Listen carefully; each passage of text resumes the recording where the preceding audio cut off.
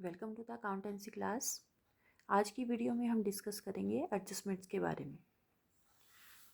तो first adjustment है closing stock की। तो what is closing stock? The amount of the goods sold at the end of the year is called closing stock. तो year के and में जो ऐसी गुड्स बच जाती हैं जो सेल नहीं हुई हैं, तो ऐसी गुड्स के स्टॉक को हम क्लोजिंग स्टॉक कहते हैं। तो अब इसकी हम वैल्यू कौन सी कंसीडर करेंगे? क्लोजिंग स्टॉक की दो वैल्यूज़ हमें गिवन हो सकती हैं, एक तो कॉस्ट प्राइस और एक होती है realisable value. Realisable value means sale value, market price. तो अगर हमें दोनों गिवन है तो विच एवर इज लेस वही वैल्यू हम कंसीडर करेंगे। फॉर एग्जाम्पल, अगर कॉस्ट प्राइस है 1,00,000 रुपीज़ और इसकी मार्केट वैल्यू है मीन्स रिलाइजेबल वैल्यू है 1,30,000 रुपीज़, तो whichever is less, cost price is less, तो we will consider this value. Let us see one more example. अगर कॉस्ट प्राइस है 1,30,000 और रिलाइजेबल वैल्यू है 1,10,000 रुपीज़, तो विच एवर इज लेस, कौन सी less है इसमें से? रिलाइजेबल वैल्यू, तो हम 1,10,000 वैल्यू कंसीडर करेंगे।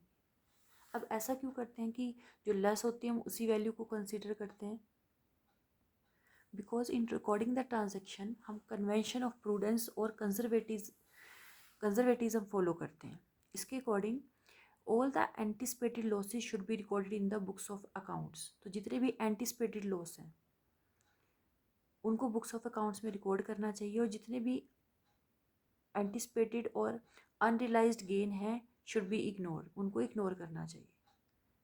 मीन्स ऐसे लॉसेस जो एक्चुअल में चाहे नहीं हुए हैं उन्हें हमें बुक्स ऑफ अकाउंट्स में रिकॉर्ड करना है, लेकिन ऐसे गेन्स जो एंटिसिपेटेड हैं या अभी तक हमें नहीं हुए हैं वो हमें इग्नोर करने, उनको हमें रिकॉर्ड नहीं करना। इसीलिए हम जो क्लोजिंग स्टॉक है उसकी जो कॉस्ट प्राइस या रिलाइजेबल वैल्यू में से जो कम होती है उसको कंसीडर करते हैं। क्योंकि हम कम को क्यों कंसीडर करते हैं? क्योंकि हम एंटिसिपेटेड लॉसेस को कंसीडर कर रहे हैं, एंटिसिपेटेड गेन्स को कंसीडर नहीं कर रहे हैं, उनको हम इग्नोर कर रहे हैं। अब इसकी एडजस्टमेंट एंट्री क्या होगी क्लोजिंग स्टॉक की? क्लोजिंग स्टॉक की एडजस्टमेंट एंट्री होगी closing stock account debit to trading account, closing stock brought into the books.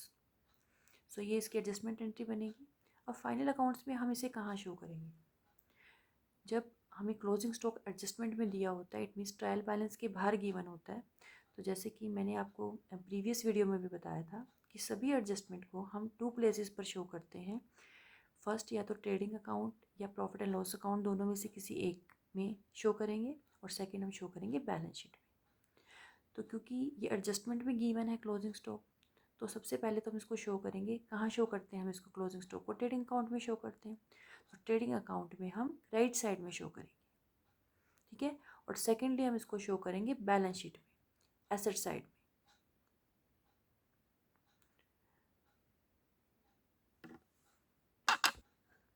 और जनरली जो क्लोजिंग स्टॉक होता है वो ट्रायल बैलेंस के बाहर ही गिवन होता है, क्योंकि जो क्लोजिंग स्टॉक की वैल्यूएशन है वो at the end of the year ही होती है, अकाउंट्स को क्लोज करने के बाद। और क्योंकि जब अकाउंट क्लोज हो चुके हैं तो ट्रायल बैलेंस बन चुका होता है, तो इसलिए क्लोजिंग स्टॉक की वैल्यूएशन करने से रह जाती है, तो इसलिए हम इसको एडजस्टमेंट में शो करते हैं ट्रायल बैलेंस के बाहर। तो जब ये ट्रायल बैलेंस के बाहर गिवन है एडजस्टमेंट में, तो इसकी दो प्लेसेस पर एंट्री करनी है, ट्रेडिंग अकाउंट के क्रेडिट साइड में और बैलेंस शीट की एसेट साइड में। बट अगर ये ट्रायल बैलेंस के अंदर गिवन है तो इसकी ओनली एक ही प्लेस पर एंट्री होगी, और वो है बैलेंस शीट की एसेट साइड में। क्योंकि इसका मतलब ये है कि the entry to incorporate the closing stock in the books has been already passed, कि इसकी जो ऑलरेडी एंट्री थी क्लोजिंग स्टॉक की वो बुक्स ऑफ अकाउंट्स में ऑलरेडी पास हो चुकी है, और इसे ऑलरेडी परचेजेस अकाउंट से डिडक्ट किया जा चुका है ट्रायल बैलेंस में। तो क्योंकि इसकी ऑलरेडी एंट्री हो चुकी है और ट्रायल बैलेंस के अंदर गिवन है, तो जितनी भी आइटम्स ट्रायल बैलेंस के अंदर गिवन होती हैं उन सबको हम एक ही प्लेस पर शो करते हैं। तो this is all about the adjustment of closing stock.